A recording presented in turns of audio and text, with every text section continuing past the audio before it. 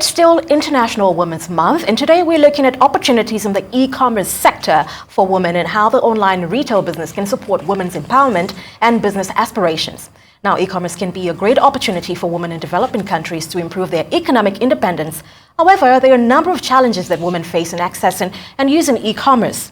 Women entrepreneurs in the developing world, including e-business owners, often lack access to credit and other productive resources and may sometimes have limited basic digital literacy, a requirement to engage in the digital economy.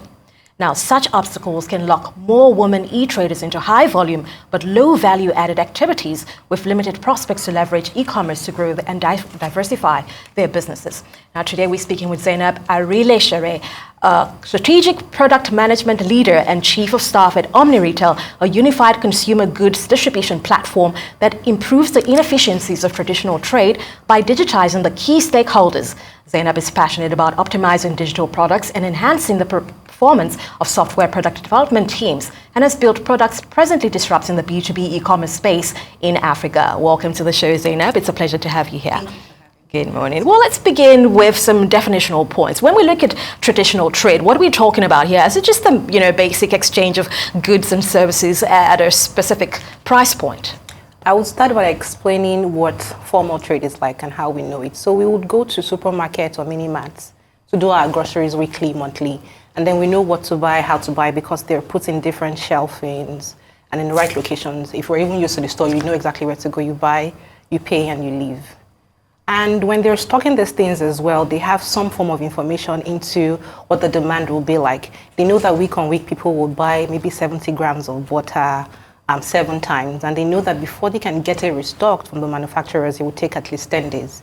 So they know that on their shelves, they need to have 10 plus X days of stock before they restock. However, in informal trade, or what we call traditional trade, it's not that way.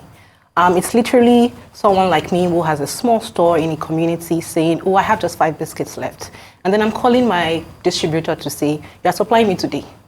There's no 10-day lead time. There's no form of forecasting or a reorder level. I'm just doing things very unstructured and without any process.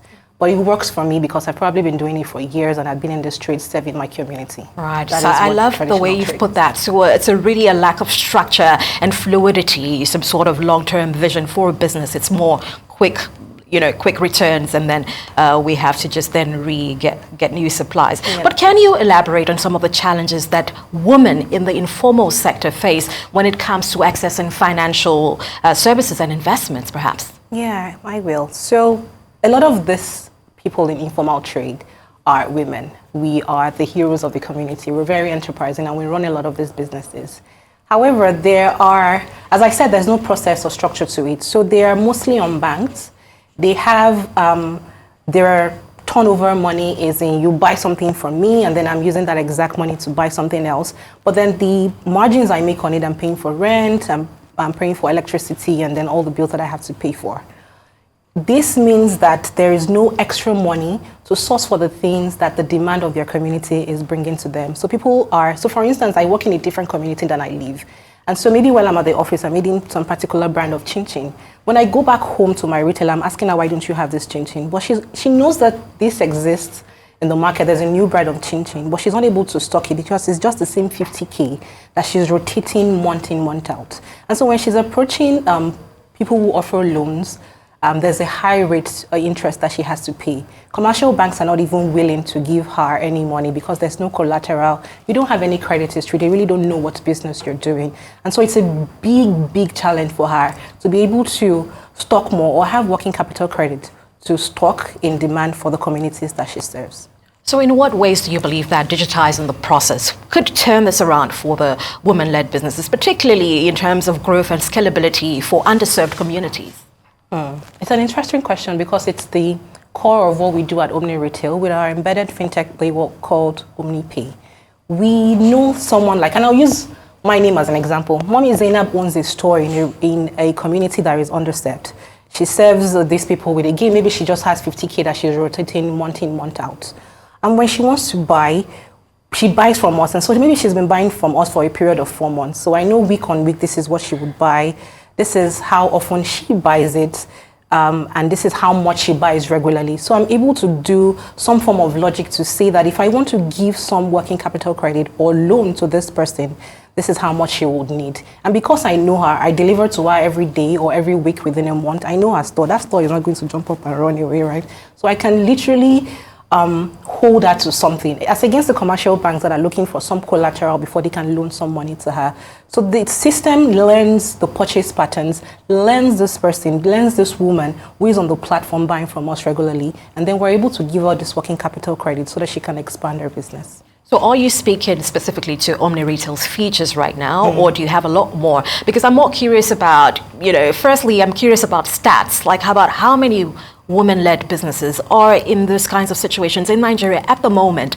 And do you have the capacity what kind of capacity do you have to address some of these issues on ground? If you look at the trade in sub-Saharan Africa itself, only 10% of it is the modern trade, or the ones that we would regularly go to. The other 90% is women-led, and it's in traditional trade.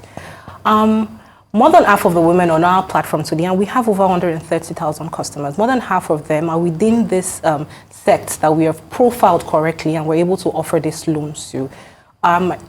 Since inception, or since we've started this OmniPay Buy Now, Pay Later loan, we have given over, I think it will be a bit close to 8 billion naira now in loans to women in this sector as well. And more than half of them are regular customers. They take the loans month on month, they're repaying at a good time. The commissions are good for them, and the tenure is also good for them. So it works. What is the payback period, or is this more structured based on what level of business stage these businesses are at? So that we're fair to everyone in the system, the tenure is about 15 days. And again, it's because we've learned their purchase patterns over time. We know that they turn over like twice a month, and they're able to repay in that period. All right, well, let's talk about the bigger picture now. How do you envision the expansion of these women-led businesses, particularly these underserved communities as well, to contribute into the development and empowerment of the communities that they serve? I'll go back to that example that I made with being able to buy chin-chin. This woman, again, they are like literally the heroes of the communities. They know when someone has a visitor from the village. And so they know that this person is probably looking forward to a nice breakfast that has sardines in it, so she's stocking it. However, if she needs to stock something extra, there's some inconvenience to it. She'll close that store and go into the open market to get these things. The length of period, the period of time where she has closed that store, she's losing sales. So what digitization has done is made things easy. So your shopping is now done in the palm of your hand. You can see what the new items are. If there are some brands that people are coming to ask for, or there are some items people are coming to ask for and you don't have, you can easily search on a mobile device with an e-commerce app to see if the things you want to buy are there, and then you are able to serve them more. So that's the convenience that digitization brings.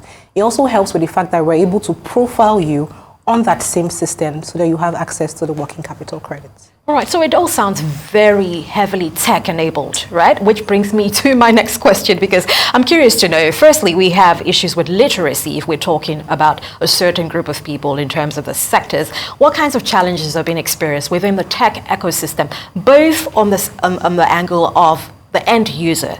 How many of them understand, for instance, how to use this to leverage, better productivity on their business side? And what kind of information and, sensitization is happening on the side of the tech-led founders?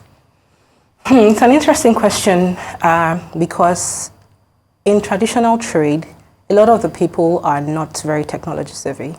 And so part of our offering is to give some form of education to them when they start out with our platform.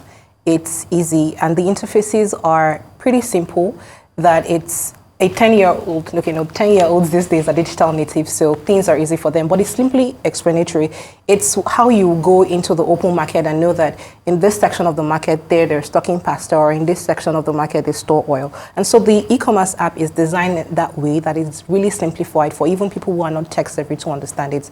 And then we bring on that level of extra education to show them how to use it if they have that challenge. Oh, so you're having these one-on-ones with them to engage and give them. Oh, that's very refreshing to hear, because I would imagine that would really leapfrog in terms of giving them that knowledge and understanding, and they would be very excited about that. But let's talk about how more companies can. Let's broaden the conversation to gender inclusivity and diversity. How can more companies ensure that their products and services are better tailored to accommodate these two areas? So I would say that there are three things that are challenging it even before the companies can help. So number one, it in itself is, I'd say, stereotypes. The second thing would be role models. And then the third thing would be womanhood in itself. So first of all, stereotypes. It's sad that it's 2024 and a lot of things are still termed as the boys' club. Only men have access to this and all. If companies can strategically ensure that they break down those stereotypes and they allow the women that are currently there take on stretch projects, ensure that they're being put on the forefront and enable them and encourage them to be there, then we'll be able to break down the stereotypes. The second thing in itself is having role models. And I was happy, the session you had just before this, you had mentioned about we have over like 10 bank CEOs now that are women. And so it's good for people in my generation and other people to see that if you serve, if you're diligent, if you're excellent, it is possible for you to get there. And it will be good for more companies, organizations to show these things so that the younger generation can see that these positions are attainable. And then the third thing is womanhood in itself. We need to make and nurture babies. We need to preserve the homes. We need to balance stuff on the home front and in our work as well. So if more companies can have policies or things that help working mothers to sort of, there's no balance anywhere, right? But to sort of ensure that they are doing well and excelling at the work front so that their home front doesn't suffer as well. Those would be the three things that would make absolutely. But I'm curious about reception as well. You know, it's very great to hear that these thoughts are, you know, out there, but how are these being received by the end users? And you could speak to, from the perspective as Omni Retail's perspective as well, like how has this been received from the end users so far? So I will start from the back end. Yes, please. When there's a diverse team, and I ensure that when I'm hiring based on merits, then there's a small bias to gender right there. When you are building software products, the way that I would think about colors is different from the way somebody else would think about colors. So it could be about my ethnicity, it could be about my religion, it could just be the woman in me emotionally thinking that the color blue, for instance, will appeal more to a person who wants to buy for profit than someone who just wants to literally press their phones. And so when there is a good balance with the technology teams or the development teams that do these things, there is some empathy to make the software products better. And they are better received on the end of the users as well.